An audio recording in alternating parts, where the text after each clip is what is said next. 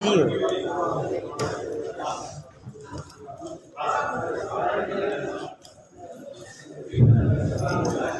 अल्लाह जज़ाकल्लाह वहदहू ला शरीक लहू जिन उतोसी ईमान जिन मनियो मोहम्मद कारणी कल्ब साण निशान उहे फाइक में फरमान अवल के न ओलिया।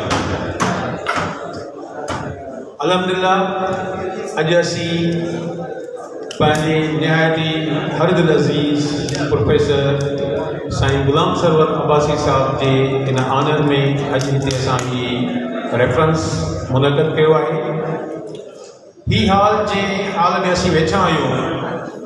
मूंखे यादि आहे त जॾहिं असां स्टूडेंट हूंदा हुआसीं हिन कॉलेज में त हिते लाइब्रेरी हूंदी हुई ऐं जॾहिं मां हिते एज़ अ टीचर थी आयुसि त हिन हाल खे रौनक बख़्शण वारो जेको किरदारु आहे उन में साईं गुलाम सरवर अब्बासी साहब जो तमामु वॾो हथु आहे। एतिरा प्रोग्राम जो यकीन कयो त असां जॾहिं हिकिड़ो प्रोग्राम करे असां ख़तमु कंदासीं साईं खां मुबारक वठंदासीं त साईं हिकदमि उन ई ॾींहुं वरी असांखे ॿिए प्रोग्राम जो टास्क ॾेई छॾींदो, बाबा हाणे फलाणो प्रोग्राम कयो। त तक़रीबन असांजे तव्हां ॾिसंदो हिन कैरियर में त फेसबुक असांजो माशाल्लाह इन्हनि इवेंट सां भरियो पियो आहे। सो अॼु साईं जे इन्हनि ख़िदमतनि जे एवज़ असां हिन हाल खे साईं जे नाले वक़्फ़ु कयो आहे, डेडिकेट कयो आहे। त इंशाअल्लाह अॼु हिन हाल जी इनाग्रेशन सेरेमनी बि मौजूद महिमान जेके मथे वेठा आहिनि ऐं साईं अब्बासी साहब खां इन्हनि जी असां इनाग्रेशन कराईंदासीं। तव्हां सभिनी जी भरपूर ताड़ियुनि में ऐं महिमाननि खे गुज़ारिश आहे त महिरबानी करे पंहिंजी पंहिंजी जॻहियुनि ते वेंदा वञो त जीअं असां हीउ पंहिंजो प्रोग्राम बग़ैर कंहिं खलल जे असां हलाईंदा रहूं।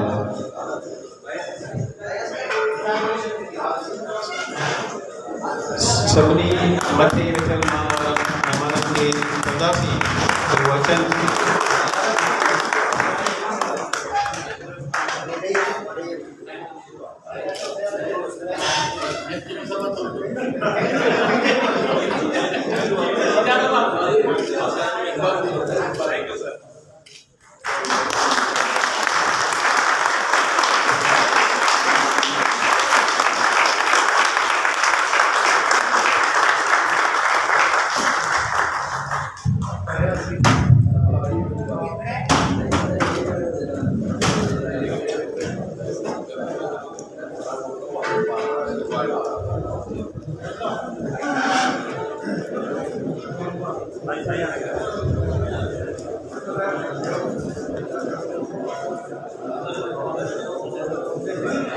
ओके यार सर ॿियो दफ़ो रिज़्यूम कयो। हाँ थोड़ी हाँ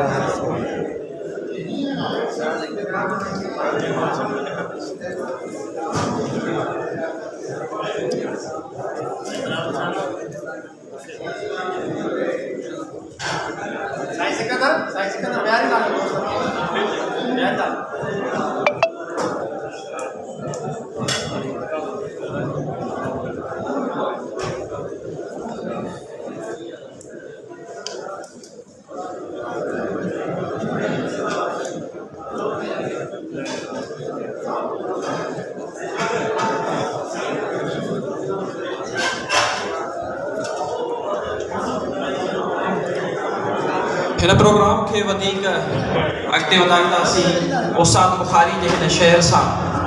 उस्ताद बुखारी चवे थो त जो आम गुज़ारे उहो जीअंदो रहंदो, जो आम गुज़ारे उहो जीअंदो रहंदो, जो क़ौम सवारे उहो जीअंदो रहंदो। मूंखे तारीख़ ऐं तक़दीर ॾिनी पक्का, जो सिंध सवारे उहो जीअंदो रहंदो। हीउ शेर मां इन जे करे पढ़ियो त असांजे विच में उहा हस्तियूं मौजूदु आहिनि जिन वाक़ई सिंध खे सवारियो आहे ऐं उन्हनि मां हिकिड़ी हस्ती उहा आहे जंहिंखे प्रोफेसर गुलाम सरवर अब्बासी साहब चयो वञे। साईं प्रोफेसर गुलाम सरवर अब्बासी साहब न सिर्फ़ हिकु शख़्सियत आहे बल्कि मुंहिंजी नज़र में हिकु तारीख़ आहे। ऐं उन तारीख़ जा बाब तव्हां ई असां आहियूं। जेकॾहिं कंहिं बि शख़्स खां साईं गुलाम सरवर अब्बासी साहिब जिन जे बारे में कुझु पुछबो त मुंहिंजे ख़्याल में हीउ सॼे प्रोग्राम जो जेको टाइम आहे उहो हिकु शख़्स ई वठी सघे थो पियो। इहा साईं जे हिकु चैप्टर जी शुरूआत ई पुॼाड़ी आहे त तव्हां असां समूरा जेके हिते वेठल आहियूं असीं साईं जी मुकमल तारीख़ आहियूं। साईं जी मोहबतूं, साईं जा कुर्ब, साईं जी नेचर, साईं जे उथण, साईं जो वेहण, साईं जो मिलण ऐं साईं जूं जेके तइलीम में ख़िदमतूं आहिनि उहे बि अणगढ़ियूं आहिनि। ऐं इन्हनि वो चीज़ जो वॾो चीज़ इन्हनि कावशुनि जे एवज़ असीं हिन हाल खे साईं जे नाले सां मनसूब कयो आहे, जेको हिकिड़ी नंढड़ी सिर्फ़ु प्रेज़ेंटेशन आहे। मुंहिंजे ख़्याल में त जेकॾहिं उस्ताद बुखारीअ जो नालो हिन काले सां मनसूब न हुजे हा त अॼु असीं प्रोफेसर गुलाम सरवर अब्बासी साहिब जे नाले सां मनसूब कयो आहे। प्रोग्राम खे अॻिते वधाईंदे आऊं पंहिंजे कॉलेज जे सरवाण, आऊं पंहिंजे कॉलेज जे अॻवान तव्हां असांजो हरदुल अज़ीज़ प्रोफेसर प्रिंसिपल मोहम्मद इरफान कलोड़ साहब जन खे आऊं गुज़ारिश कंदुमि त साईं जन हिते अचनि ऐं आयल महिमाननि खे आजियां ॾियनि। तव्हांजी भरपूर तारीफ़ में मोहम्मद इरफान कलोड़ साहब, प्रिंसिपल उस्ताद बुखारी गवर्नमेंट डिग्री कॉलेज दारू।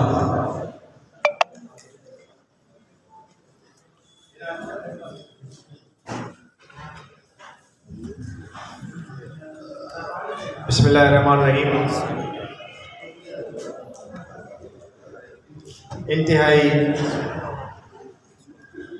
मान वारा ऐं दिल घुरिया अस्सलाम वालेकुम।